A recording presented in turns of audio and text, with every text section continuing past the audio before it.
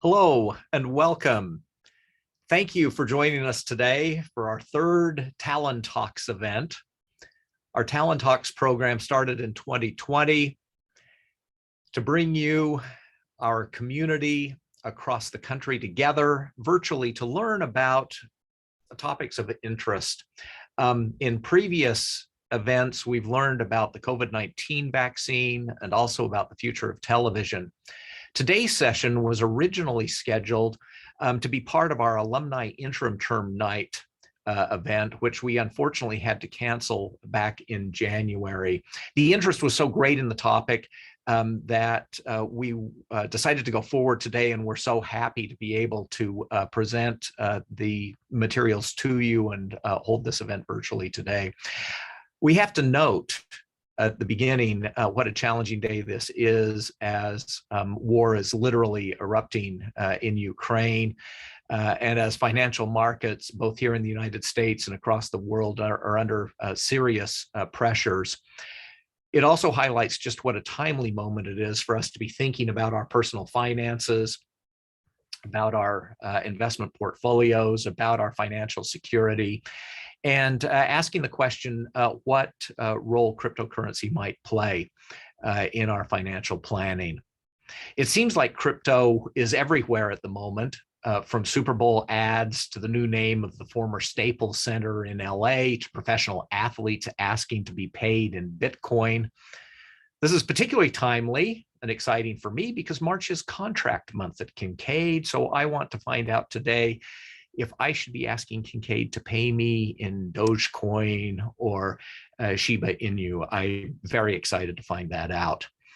We'd like to begin today by asking you a question, and I've got to say it's just delightful to see so many old friends and former students in the participant list today, and it's so great to have the Kinkaid community back. We'd like to begin by asking you a question, what your understanding about cryptocurrency is, and hopefully you can see the poll, and we'll let you give your responses. You know absolutely nothing about crypto and are here simply to begin, or you've heard about it but don't know where to start. You think you get it but have some questions from an expert in the field, or you are an expert and want to share with us and be part of the conversation in that role.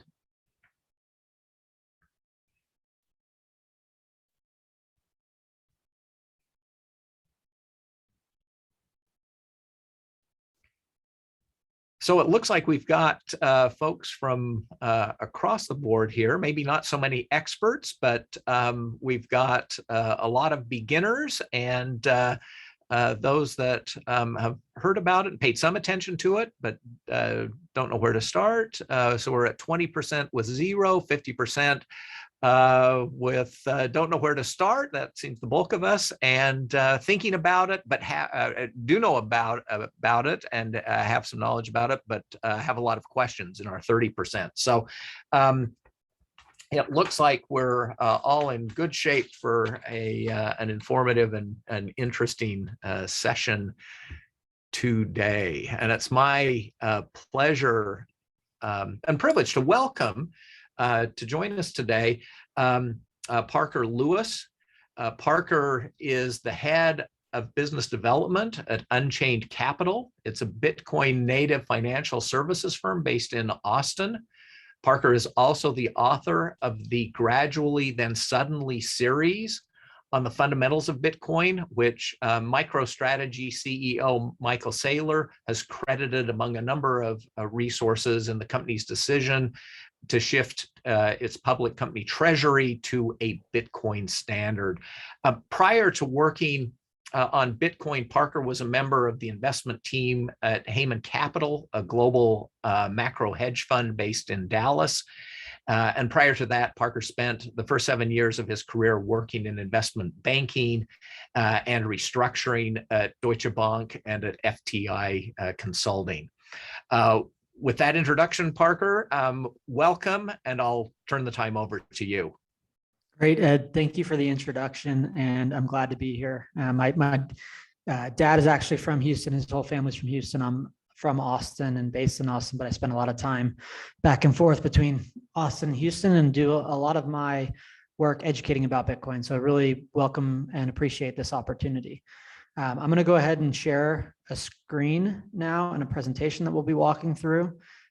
This presentation, I'll try to walk through it in about 25 minutes, and then we'll turn to Q&A, because in helping people understand Bitcoin, questions and answers, meeting people where they are is really helpful. So I've got my screen up here. Let me just expand it. So we'll go ahead and get into it. So the presentation is called Bitcoin in One Lesson. And when I explain Bitcoin or try to help people understand Bitcoin, I say a couple things off the top. I generally describe it from my own perspective, and I do it in such a way where I don't try to convince anybody of anything. I'm more explaining my own journey and my own thought process in the hopes that it will help other people accelerate their own understanding and knowledge of Bitcoin as well. And that I also tell people that I was not somebody that immediately looked at Bitcoin and had it make sense. I was not somebody that jumped in head first, thinking that blockchain tech or that, digital internet money was going to save the world. I really came at it from a different angle. I was working at Heyman Capital, as Ed mentioned, in 2016. Heyman's a macro fund, and I was really doing two paths of research, one for the fund and one out of personal interest. And really those paths came together. And so when I sum it up at the highest level, I tell people that in my view, my framework of thinking, Bitcoin is the solutions to governments printing trillions of dollars. And that is ultimately what Bitcoin is about. But when I help people understand that, I relate it to my own experience. And in 2016, I was working for a hedge fund, helping develop a view for the fund as to what would happen when the Federal Reserve started to unwind or undo some emergency measures that they took post Great Financial Crisis over the course of 2009 to 2014. So over that period of time, the Federal Reserve took the emergency measure of creating $3.6 trillion new dollars. And then in 2016 and 2017, they had started to signal that they were going to be taking that liquidity out of the market. And I was tasked with trying to understand what would happen to broader financial markets. And when I went down that path, and that was really entirely independent of Bitcoin, I ultimately came to the conclusion that quantitative easing, this operation of how the Federal Reserve creates trillions of dollars, that it doesn't work, it can't work, and that future quantitative easing or the future printing of trillions of dollars would be inevitable. And that was a conclusion that I came in 2016. And I was looking at the world, recognizing that this was a massive problem for all of us as individuals, as families, as businesses, as schools, that having a form of money that is engineered to lose value has really, over long periods of time, negative consequences. I came to see it more so as quantitative easing is more like heroin than it is an antibiotic. Essentially, the more money printing that is applied to a system, the more dependent that system becomes, and that eventually that patient or addict dies. At the same time that I was kind of coming to this conclusion, independent of Bitcoin, that this thing QE is a problem, and it's also it's not going away, and they're only going to have to do more of it, and that meant our savings being debased. I started to figure out through personal interest, I became interested in Bitcoin, and I started to figure out why Bitcoin had fundamental value. And I think that is the hardest thing for people to understand. And I try to distill it down to this one point that I have on the bottom half of the page, which is that all value, in my view, derives from the fact that there will only ever be 21 million Bitcoin. Peter Thiel is someone who talks about innovation in the sense of 0 to 1. He talks about it, kind of one example is that the telegraph was really the 0 to 1 innovation in telecommunications, and that the internet was really a 1 to n extension of that first kind of capturing lightning in a bottle. But that Bitcoin's true 0 to 1 innovation is the fact that it's a monetary medium that's achieved finite scarcity. And we'll talk about that idea of finite scarcity, but it's a truly profound innovation that humans have come up with. And I go so far as to say that if Bitcoin credibly enforces a fixed supply of 21 million, that it will become a global reserve currency, whether it will become a medium of exchange that's held all over the world and it's held in reserve, and that is helping facilitate day-to-day commerce. And that's a pretty big statement, but I also qualify it. When I say if Bitcoin credibly enforces a fixed supply of 21 million, that it will become the global reserve currency, I also kind of qualify it by saying, if that is not true, if Bitcoin cannot credibly enforce a fixed supply of 21 million, then it won't become a global reserve currency. That it's very binary. But that based on all of the work that I have done, and when I figured this out, I quit working for a hedge fund, and now I develop infrastructure for Bitcoin and help people better secure their Bitcoin, whether it's individuals or businesses. So I have a very deep conviction as to why that is credibly enforced.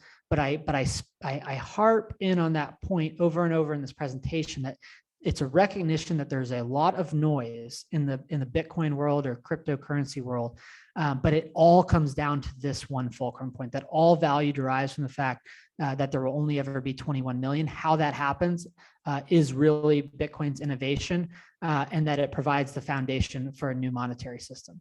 I also say at this point that when I say Bitcoin, I really mean Bitcoin. A lot of times when I say Bitcoin, people hear the word crypto, but I view Bitcoin as a better form of money. I save the majority of my life savings in Bitcoin, and I don't do that in any other cryptocurrency. I don't day trade, I don't trade. I've just figured out or developed a perspective as to why Bitcoin functions as a better form of money than the dollar or anything else. So the next slide, and I highlight this because this was really on the first part of that page where I was talking about figuring out that in 2017, 2016, figuring out that future quantitative easing was inevitable. That what I have on this slide is 13 very critical weeks, 2 weeks before the COVID lockdown and 11 weeks after the COVID lockdown. And I have the number of Bitcoin being issued each week and the number of dollars, new dollars being created by the Federal Reserve.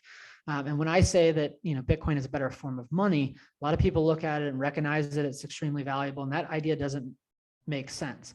But I could have never come to that conclusion if I hadn't been very well aware of the right side of this page.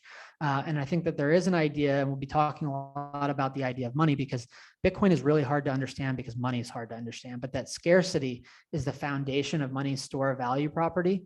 And ultimately my view is that Bitcoin is finite and dollars are infinite. And so on this page, I've got 13 individual weeks, 2 weeks prior to COVID. And I highlight these 2 weeks because oftentimes people, even if they are aware of what the Federal Reserve is doing, most people aren't, and I don't expect most people are, that the COVID lockdown really happened on March 12th, 2020. That was when the NBA canceled their season. The NCAA tournament decided not to go forward. But in the 2 weeks prior to that, the Fed was creating more money than they ever had been in the post-2009 financial crisis period. And that was because ultimately this all started in September of 2019.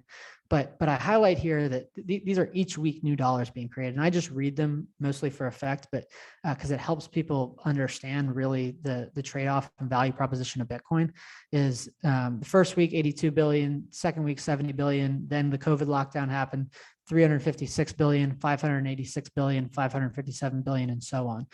Over the next 9 weeks or so in total, over those 13 weeks, the Federal Reserve created 3 trillion new dollars, and ultimately it cost zero to produce 3 trillion. But 3 trillion is a massive number, and it's really too large for us to conceive of just how large that number is, even if our federal government has normalized $1 trillion budgets. But the way that I help people understand it, not even though, speaking to a Houston crowd, I lived in Dallas for a while, or I was in Dallas when I was developing these views. But I frame a reference point for this 3 trillion in that it cost Jerry World, the Dallas Cowboys Stadium, about $1 billion to build, and that coordinated economic activities over the course of 6 years. What $1 trillion represents is 3,000 Jerry Worlds, basically just flooding the economic system of dollars. And that creates massive long-term problems and ultimately long-term instability. In the middle column, I have the number of Bitcoin being issued.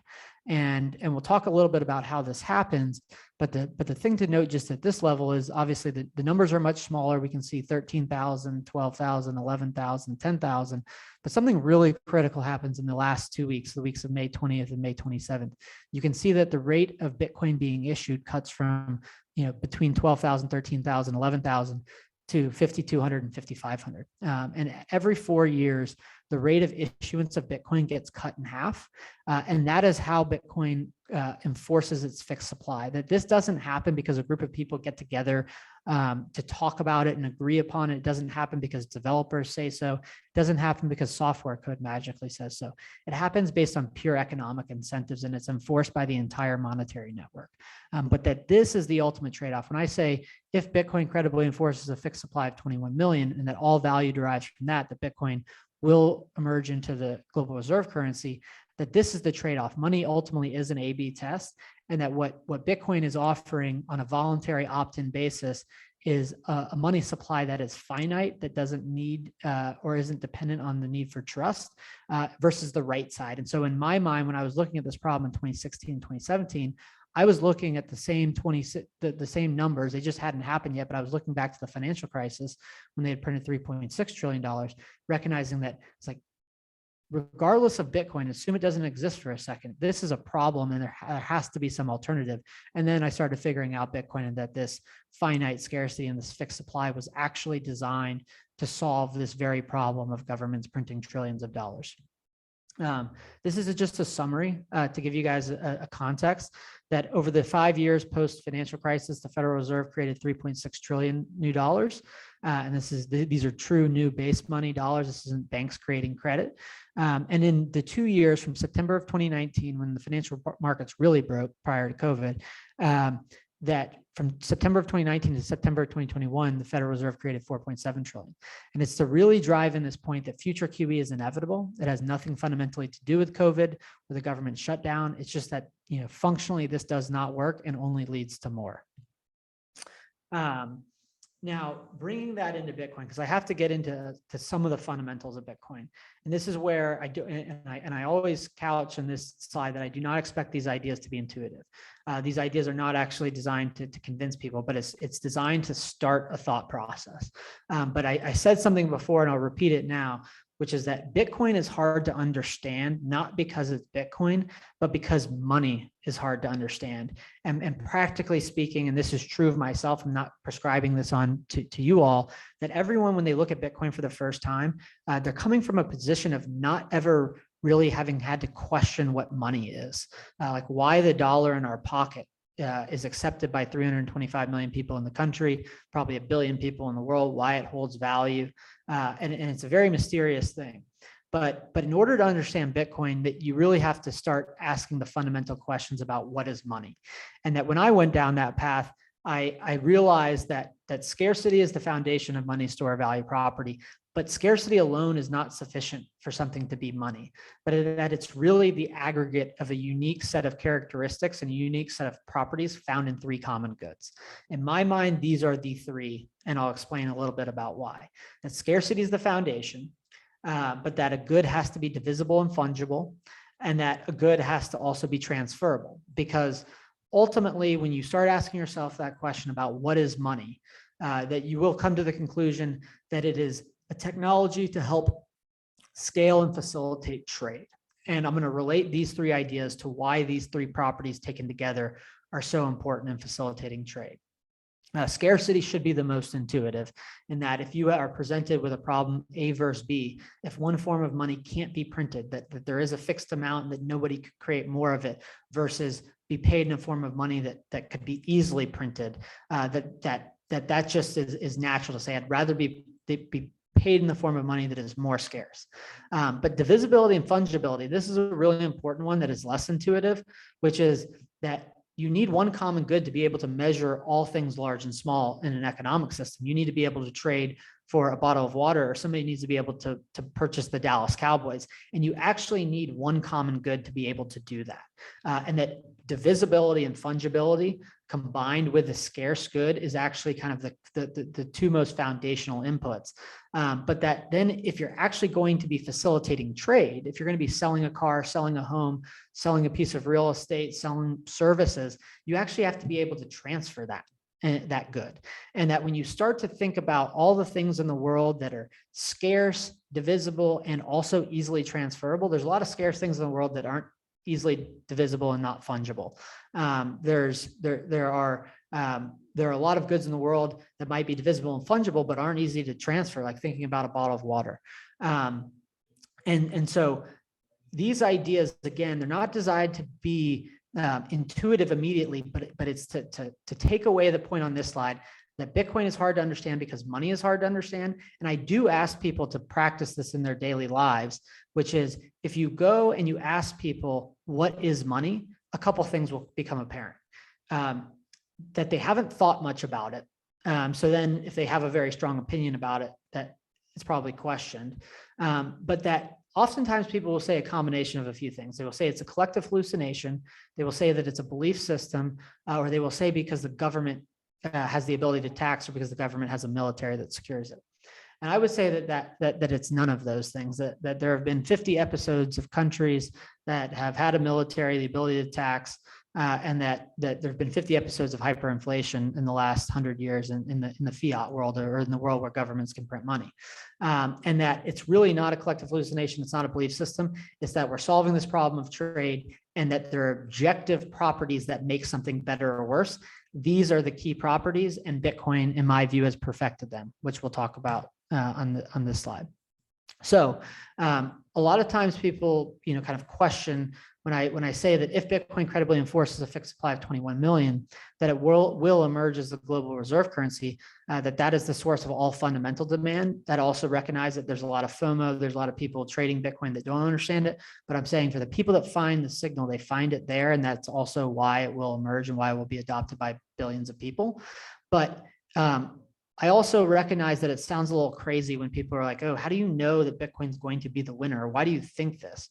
And that realistically, if there's 1,000 cryptocurrencies, there's about 200 government currencies, that the idea is very foreign. Like, how do you get there? And people think that equation is not knowable. And that what I put back is that if you had to evaluate every single currency, one for one, go 1, 2, 3, 4, 5, 6, all 1,000 cryptocurrencies, it would be impossible. It would be difficult if you did that for all government currencies as well.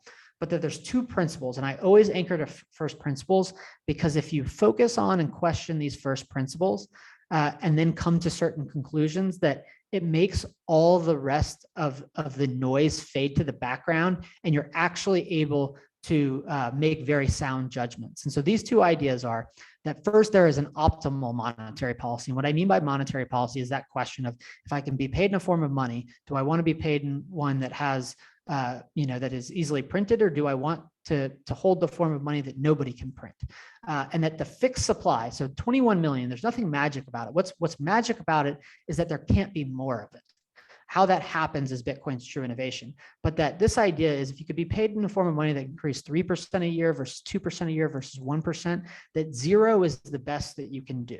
That a zero rate of change in a terminal, which is a fixed supply, that would be, in theory, the best form of money.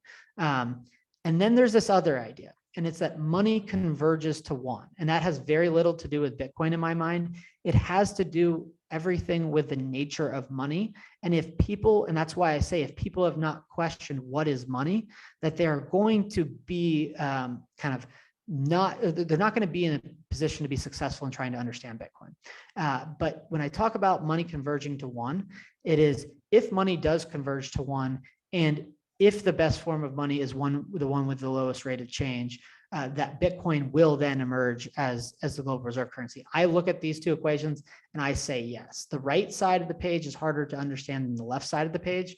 The left side, I say, imagine that it's not Bitcoin, and just go through that thought exercise first.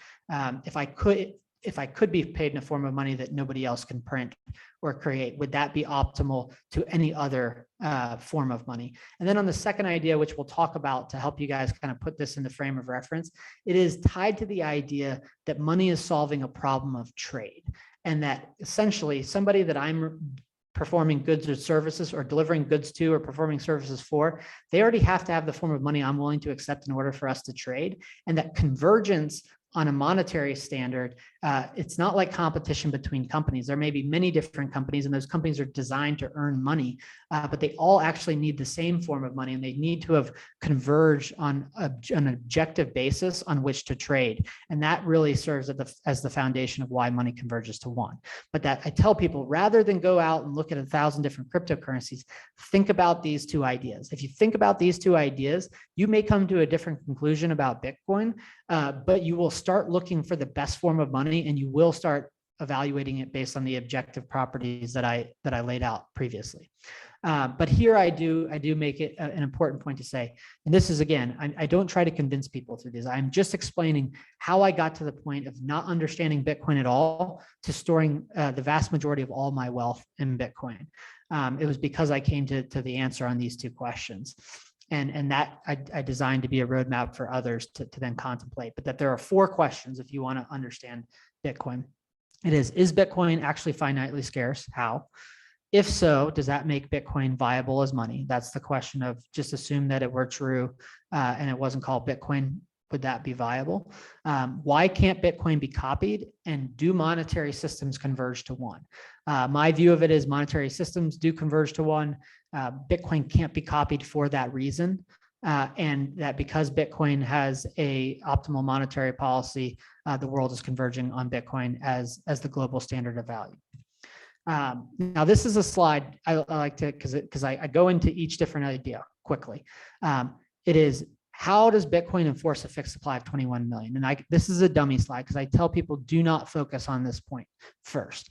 There's a saying in Bitcoin, which is verify, don't trust. But the idea is you first need to think about why it would be relevant and then come to this question second. But in order to help people get there, I tell people, appreciate the context that a lot goes into the enforcement. That Bitcoin's been operating for over 13 years, and a lot of people have looked at this, and a lot of people have come to this similar conclusion that this is a profound innovation, so that it just doesn't happen by magic. It's not voodoo, and it's not simply by chance, but that Bitcoin enforces its fixed supply through a combination of energy, computing, cryptography, distributed systems, and ultimately economic incentives. And the reason why I tell people to focus on the why it would be relevant, why that fixed supply, and asking the what is money questions first, is that Bitcoin, the currency, is the keystone that binds everything together in the system and aligns all economic incentives to allow the system to actually function. And that if you don't understand why people would value a currency that had a fixed supply, then you actually won't be able to understand how it actually happens, because people who are securing the network are actually getting paid in Bitcoin, and someone would have to want that commodity or good, and it is because there is a limited and finite amount of it. Now, this might be a very helpful slide, because I recognize that the idea of scarcity should be intuitive to people. People generally want to be paid in a form of money that can't be printed. But the idea that money converges to one, and this idea that, I'm putting forward the idea that there might be 1,000 cryptocurrencies, but the only thing that matters is Bitcoin, that it will be a winner take all, and not in the way that, Facebook dominates the market for social media, that money converges to one based on its very nature. And that we actually need it to solve the problem. But the way that I help connect that idea for people is that in order for me to understand Bitcoin, I had to understand gold, why gold was money. Now, people who are looking at this with a fresh set of eyes, they don't need to understand why gold was money. But I bring this up here as a macro example to say, even if people don't understand why gold was money, I personally thought that gold was a barbaric relic. I started to see it as money on my journey to Bitcoin, but that people have to accept that there is this idea of the gold standard, and that the world did converge on all the thousands of physical things in the world. The world converged on gold as a monetary standard over thousands of years. And the important question to ask is why, and was it by coincidence? My answer to that is no, but I would say that even without people needing to understand gold as money, that the properties in gold that allowed it to be the one physical good to emerge as money above all other things were those properties that I laid out before: fungibility, scarcity, divisibility, and the ability to transfer. And that Bitcoin has those same properties, and that the same reasons that allowed gold to emerge as a form of money over thousands of years are the identical things that are causing Bitcoin to emerge as a form of money.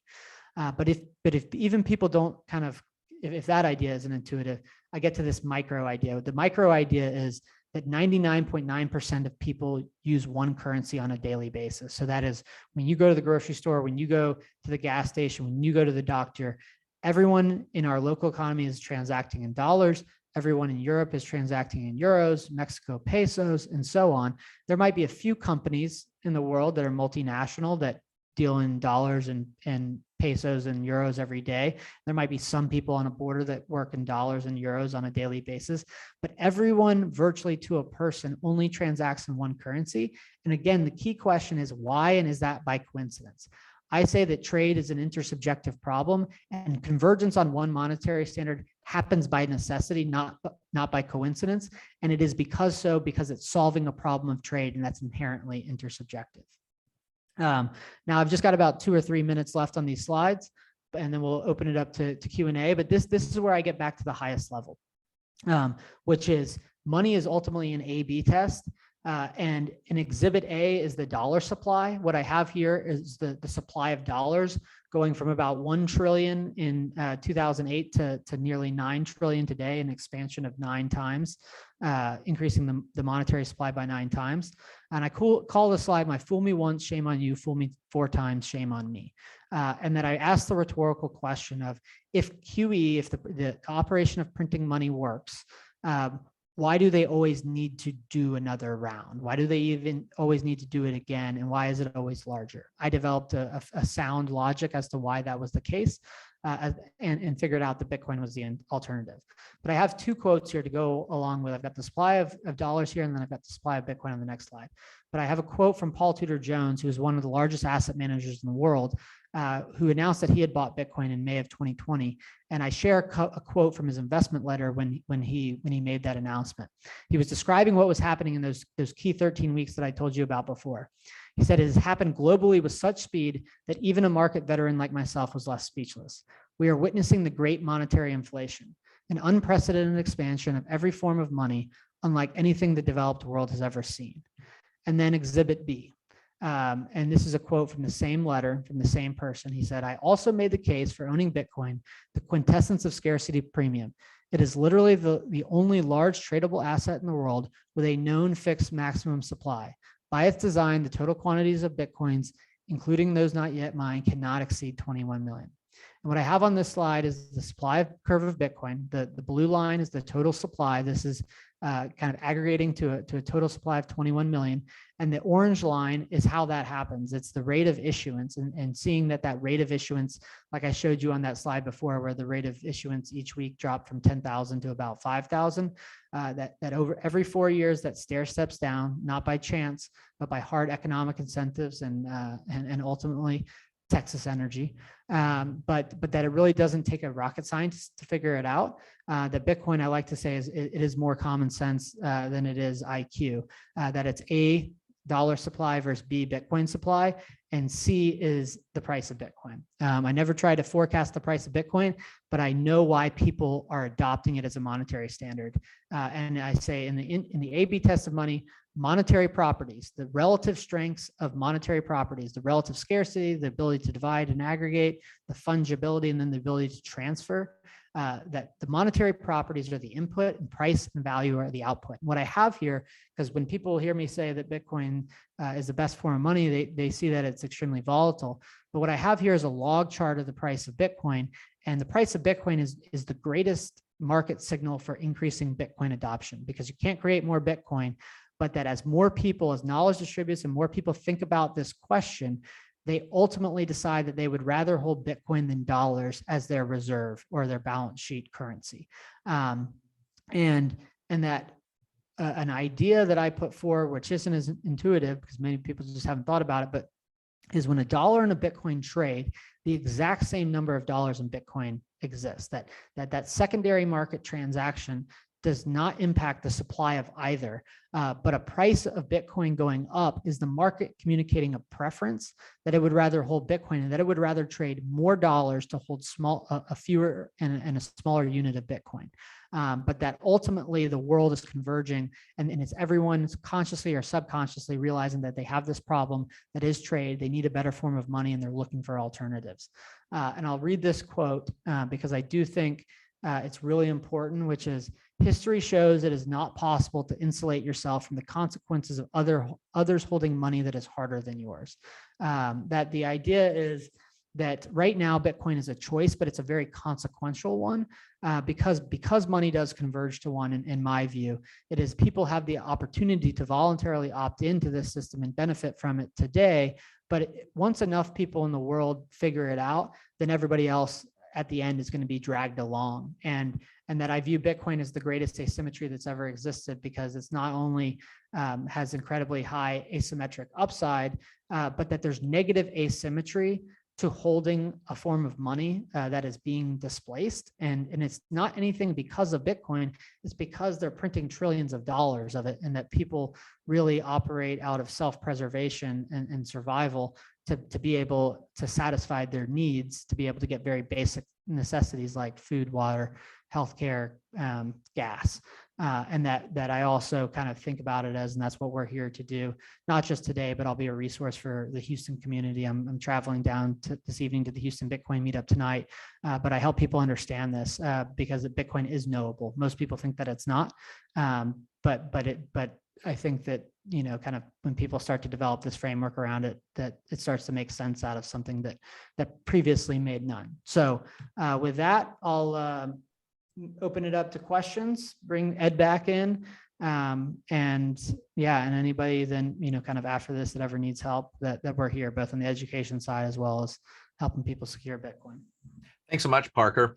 Wanted to begin with a personal question. This is actually, I take it, a question anyone could ask, and starting to see implications of it in the Q&A and in the questions that came in previously. But I was thinking for myself personally, what problem does Bitcoin solve for me? Is there a problem that it's solving? And more specifically, does someone in my position, one of my former students recently suggested that I was in the late fourth quarter of my life, which I thought was a bold statement.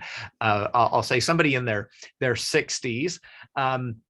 Is Bitcoin relevant to me and my financial planning, or is it more relevant to somebody in their 40s and 50s, or in their 20s and 30s?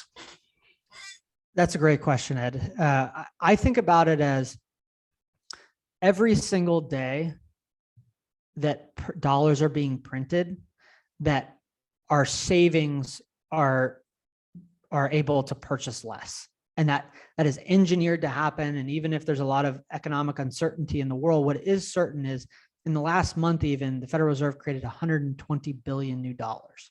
And that when I think about the micro example, it is you working at Kinkaid and you're being paid in a form of money. You're delivering value to the community, and you're being paid in a form of money that literally tomorrow is going to purchase less. The next day, it's engineered to do that.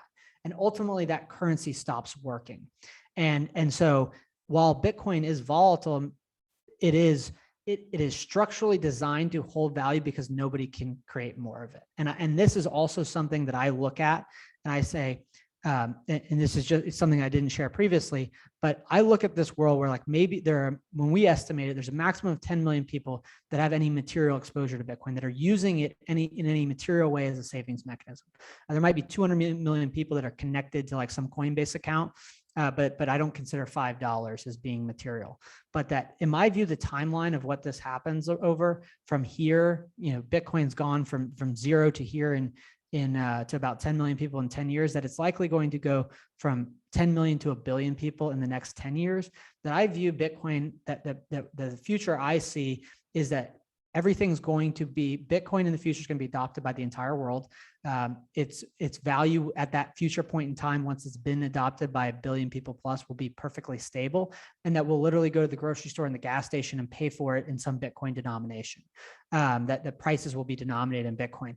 But at a fundamental level, it is, we all have this shared problem of, if a central bank, and ours does, if they print money, then the value that we are delivering to the world now and in the past does not purchase the same in the future. And we all know that. It's literally going to the grocery store these days and holding, seeing that beef is up 40% from, over the last 18 months, going to the gas station. And that what you actually see, and this is hard, but I show this slide, that if you started adopting Bitcoin, a year ago or 2 years ago or 3 years ago, that the only people's purchasing power that has been preserved are people that were adopting Bitcoin over these last 5 years.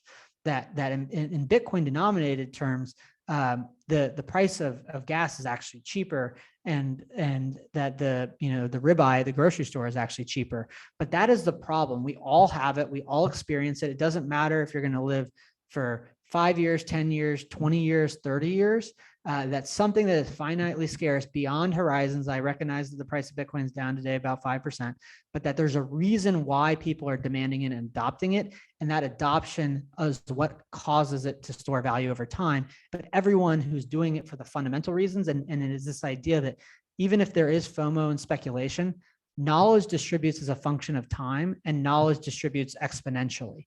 And so more and more people are figuring out, the printing money is a problem. They are experiencing it. They're doing things like going and putting their assets in stocks and bonds and taking actual investment risk, rather than B, finding a better form of money.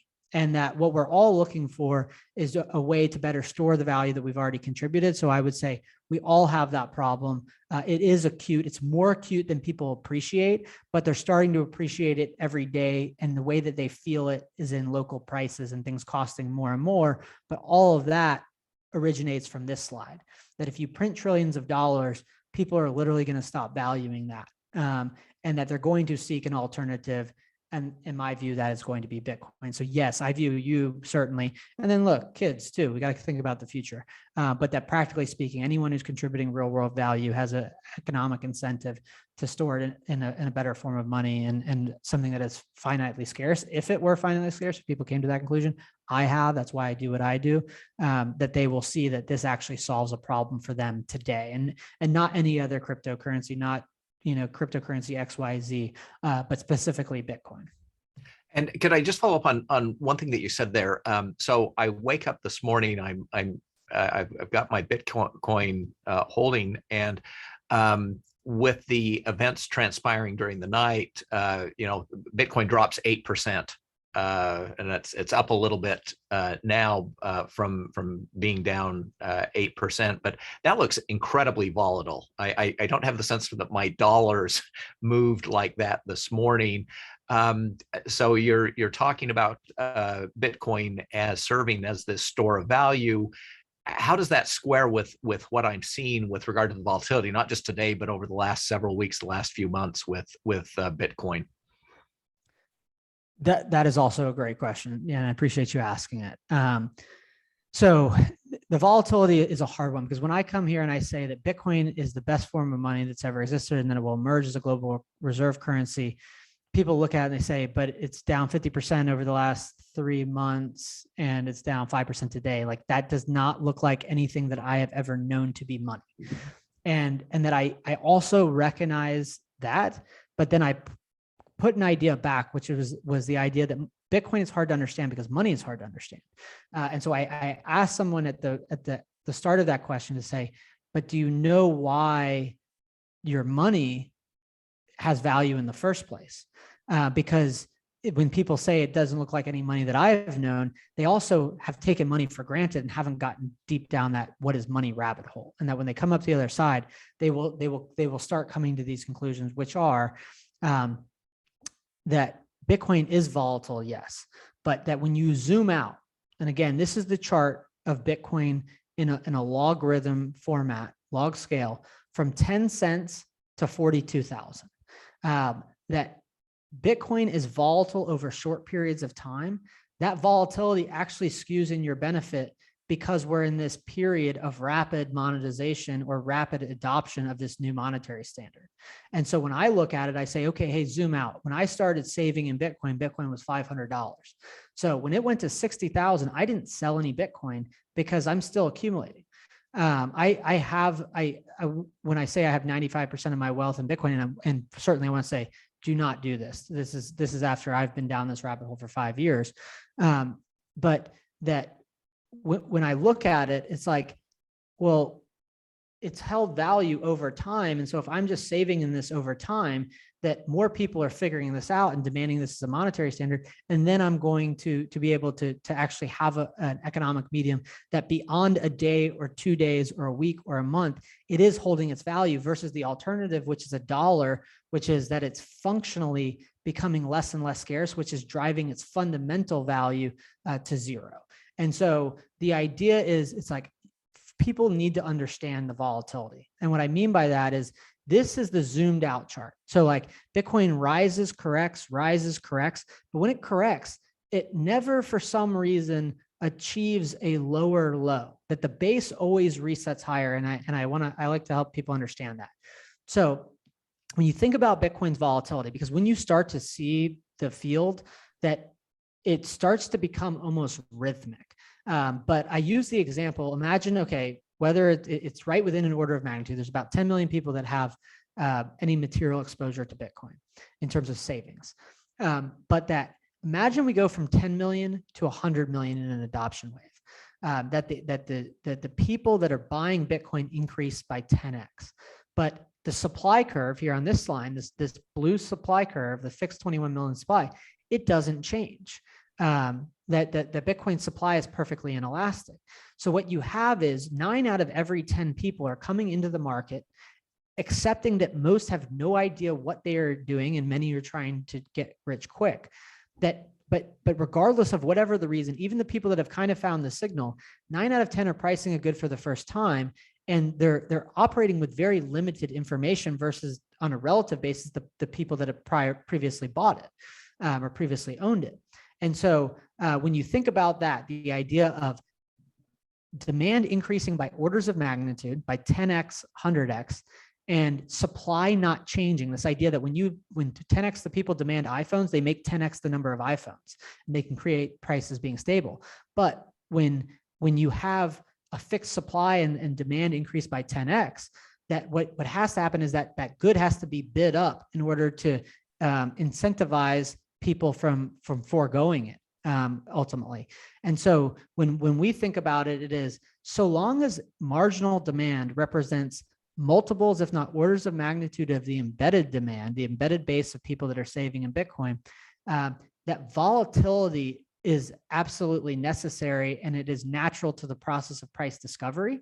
But imagine that example where 9 out of every 10 people are pricing a good for the first time. What if 7 out of 10 of those people didn't understand and didn't even attempt to understand why they were doing what they were doing?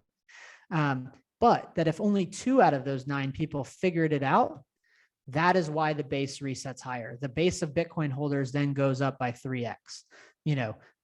Demand increasing by 10x, but a very few small percentage of those people actually getting it actually is what allows Bitcoin over time to store value. Now take that same example of 10 million to 100 million, take it from 100 million to 1 billion people, that the same thing will be true. There's a finite supply of Bitcoin, a bunch of new people pricing this esoteric form of money for the first time. Volatility is a necessary output. Now go to the other side. When we have 1 billion people that have adopted Bitcoin, and the next 100 million will only represent 10%. And so this property of stability will emerge as the marginal demand or the marginal adoption is a small fraction of the embedded base. And when we get to that point, that is when Bitcoin will not be volatile. Everything will be priced in Bitcoin. But that from point A, which we're at today, to point B, that we actually all benefit from that volatility, because at least for those of us that understand the signal or see it or have a framework behind it, that we don't get concerned when Bitcoin drops for 7 days or 3 months or even 1 year, because we're all saving over long horizons. And that what that actually does is cause you to be thinking much more towards the future, knowing that you have a form of money that isn't engineered to lose its value, but is actually designed to do what money's supposed to do, which is store value. So the other side on volatility is that when people get in early, not early, but it is to size a portfolio the way that you would size any portfolio around volatility. That if you have 1% of your portfolio in Bitcoin and it's very volatile, and you have 99% in things that aren't volatile, then your overall portfolio is not volatile. And I generally tell people that, I don't give it financial advice, but when people are buying Bitcoin for the first time, I generally tell them to save something like 1%, such that if the price cuts in half, you don't feel like you lost money. And if the price doubles, you don't feel like you made money, because ultimately Bitcoin is competing with these other forms of money. And that if you buy too much, you might sell it and panic because you can't tolerate the volatility. Or if it goes up, you might panic and sell it. But that what this is designed to do is store value over long time horizons. And it does that exceptionally. And it does it not by chance, but because it has superior monetary properties. Thanks, Parker. I'm going to put a couple of the questions together here. The question about 21 million, is that simply an arbitrary number? Where did that come from? Why 21 million on Bitcoin? And then to talk about mining and the related energy issue with regard to Bitcoin mining and the creation of Bitcoin. Yeah, absolutely. So 21 million, it's one of the interesting things about Bitcoin's history also, by the way, is that while the founder of Bitcoin was pseudonymous, and that no one knows the true identity, and that the person disappeared in 2011, 2 years after the start, that there was a lot of interaction between that person and people in the real world that are contributing to Bitcoin to this day, which is Bitcoin's an open source project. Someone asked this question, why 21 million to the person who created it? And the answer is it was somewhat arbitrary, but that there was some logic behind it too, which was, I think at the time, the person created it estimated all the money in the world, and then said, okay, if everyone adopts Bitcoin, what would the smallest unit of Bitcoin be to equate to about a cent at that time? So it was in some ways arbitrary. There was some logic to it. And one thing to note is there will only ever be 21 million Bitcoin. But each Bitcoin is divided into 100 million subunits. Essentially, each Bitcoin is divided down to 8 decimal points. That oftentimes leads to a question of like, doesn't that lead to greater scarcity or less scarcity? The answer to that is no. The total pie is the same size. We can just divide it into smaller and smaller pieces. But it was that 1/100 millionth of a Bitcoin. There was an estimate that was okay based on all the money in the world as of 2009. What would make the smallest unit equal to about a cent? And it was 21 million with 100 million subunits. So the significance of it really is not the 21 million part. It's that at the end of the day, it's this asymptotic top, that at the end of the day, this blue curve, that you can't create more than 21 million. That it has been successful in my mind because it's achieved finite scarcity, again, without the need for trust. That no central third party can obstruct that from executing. And then the idea on Bitcoin mining. So yes, I have this slide that's just in the appendix on, isn't Bitcoin's energy use really bad for the environment? And that there is a reality that Bitcoin does consume a lot of energy.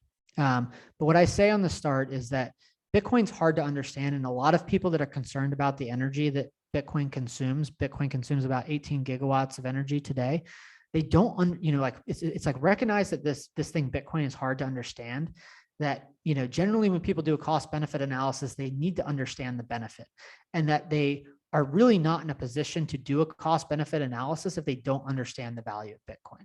And so I do say from the start that if people do not understand why someone would demand a currency system that has a fixed supply of 21 million, and why that's valuable to the world, not just to me as an individual and you all as individuals, but literally all 8 billion people in the world, why having a functioning form of money is so critically important. Like in my mind, it's the most important foundation of all economic systems, that they will never understand the cost to secure the Bitcoin network and the energy that it consumes without understanding that fundamental underlying value.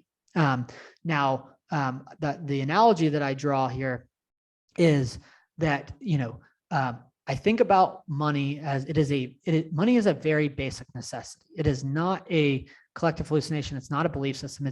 I literally equate it to like human beings need money like they need water. Like it is that fundamental of an economic good, because the things that we take for granted, the clean water showing up to our houses and our offices, the food that magically arrives at the grocery store, the gas that just shows up at the gas station, none of that happens without a well-functioning form of money. And that when I use Venezuela as an example, because people oftentimes say, well, that could never happen here, but that doesn't really apply logic. And the same thing that caused Venezuela's money to deteriorate, which was the rapid expansion of the money supply, the printing of money, that Venezuela is a country that has all of the natural resources underneath its soil that anyone could ever want. I believe is the second most oil rich country in the world, natural resource rich. And that what I have here on the right side of the page is the amount of barrels per day that Venezuela produces. And they stopped reporting this because it's effectively gone to practically none. But that when Venezuela's currency fell apart, when the bolivar hyperinflated, they lost the currency or the coordination function to be able to extract what was their primary trade currency, oil. And that ultimately, when that happened, then they can't get basic food, healthcare, water, power to their city centers. And that money and the energy that goes into securing the Bitcoin network, in my mind, is actually the highest, best use of energy. But that I also appreciate and recognize that if people do not understand this problem that Bitcoin is a solution to it, that they will never justify, because in their minds, they just think that we're running this energy to no purpose because they think Bitcoin is dumb. But that ultimately, when they start to realize, if I come back to this fixed supply of 21 million, it only happens. It's only able to be enforced on a credible basis without the need for trust, without the need for a company or a government. There is no CEO of Bitcoin. There is no company that controls it. There is no country that controls it. That the only way that this fixed supply gets enforced is in part due to one key column, which is mining. That the energy that Bitcoin consumes is what ties this otherwise purely digital form of money in the real world. And that fixed supply, in my opinion, is valuable to 8 billion people. And that is what justifies the cost to mine it, to secure it. That if someone doesn't understand why that 21 million fixed supply would be valuable or would be worth securing, then they won't come to the conclusion that the energy that Bitcoin consumes is worth it. But what happens is that over time, the amount of energy relative to the overall monetary network that is consumed becomes smaller and smaller, and it will continue to trend to zero. That doesn't mean that the energy that Bitcoin consumes will trend to zero, but as a share of the overall network, that it will trend to zero. And I actually have just written an article for an oil and gas magazine called NAPE on why Texas is emerging as the Bitcoin mining capital of the world. And we also host a Houston Bitcoin meetup. I'm actually heading there after this. It's the fourth Thursday of every month where it's focused on Bitcoin mining and energy. So I know that Houston is the energy capital of the world. And if anyone is interested to learn more on the mining subject, we have panels of people that are actually mining and talk about Bitcoin mining once a month, fourth Thursday in Houston. It's in the Loop, and we could share that information with anybody who's interested. Parker, I think we've got time for one more question. We've had several questions come up in the Q&A about government regulation and relating to the question as well of liquidity. If you could comment on that issue, and especially in the context of Bitcoin becoming the currency, and what the likelihood is of the Fed simply letting that happen, and what that would look like, or if we can imagine pushback with regard to regulations that the Fed would put in place.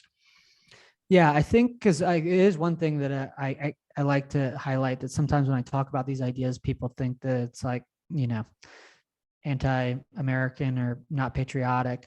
But I think that Bitcoin may be the single most patriotic American invention of all time, and that it fits very well into what our country is about. individual freedoms. Because what Bitcoin ultimately affords us to do is literally contribute value to other human beings simply with the assurance that somebody else, not us, is going to devalue that work into the future. But that I anchor people here because I've got an article, I can reinforce that I've got a full series on Bitcoin. There's 17 long form essays that go into each one of these topics. But one of them is like the regulatory climate. And I just jumped straight to the question of like, is Bitcoin going to be banned? But I'll talk about that idea of how it fits within the regulatory framework. Is that the first question is like, it's almost like, and I'm just providing a framework of like, if you want to understand Bitcoin, go down this rabbit hole first and then go down that rabbit hole, which is Bitcoin functional as money? Because if the answer is no, then it just collapses on its own weight and the government has nothing to regulate or nothing to ban. But if Bitcoin is functional as money, what would cause that? And realistically, what would cause that is if the fixed supply of 21 million can be credibly enforced. And that if there is this situation of the government needing to regulate it or becoming concerned about it threatening the dollar, that it is only the case if this thing is not just functional as money, but it's actually working so well that so many people are adopting it, that it's becoming something that the government has to deal with. So like in the order of operations, it's like first ask these questions that I went through before, is a zero rate of change the optimal monetary policy? Do monetary systems converge to one? And what I mean by that is like, the gold standard, kind of does the function of trade cause people to adopt one form of money over having many and solving that problem? That if you come to those fundamental conclusions, then you'll realize you're like, okay, if this really is a best form of money, that people are going to adopt it. And that it's going to fit into regulatory frameworks, right? When I say that Bitcoin is not controlled by any government, it's not controlled by any company, and that it's really uncensorable, that you can hold Bitcoin and have it in a way that's impossible for any government to seize, or at least make it very difficult. It's not to say that we don't live in a land without laws. Like we are a company, our company helps people secure their Bitcoin. We help people buy and sell Bitcoin. Without changing any laws, we are definitionally a financial institution, and we are subject to the Bank Secrecy Act. And we have to run, for example, an AML KYC program. So the companies that are interacting with Bitcoin in jurisdictions are regulated, right? There's nothing about Bitcoin that changes the rules of a land. It's just that Bitcoin will cause people to have to probably change certain of their structures. But that, like one example that I use is like when the government tried to ban alcohol prohibition, it's like human beings demanded this thing and people then had to respond to that. Now, in this case, Bitcoin isn't booze, it's money. It provides a social benefit that is orders of magnitude, probably like hundreds of orders of magnitude more than something like alcohol. And it's fundamentally harder to stop. And so in my mind, it is when I think about Bitcoin emerging as a global reserve currency, it's that it's not doing that by chance. And I do think that the world would be better in a world where we have a form of money that can't be printed. But it also really doesn't matter what I think, it matters what the market thinks. And I'm describing why the market is demanding this. And if that were to be true, that it's also going to be the true of governments, that governments need themselves a form of money that is workable and functional, and that some entity like the US government themselves, they are going to need Bitcoin too, because money is what coordinates economic activities. And they've got a lot of departments to run. And if the money isn't working so well, that they're going to similarly demand that form of money. And so what I say in closing is that central banks can control the supply of their currency, but they cannot make people value it.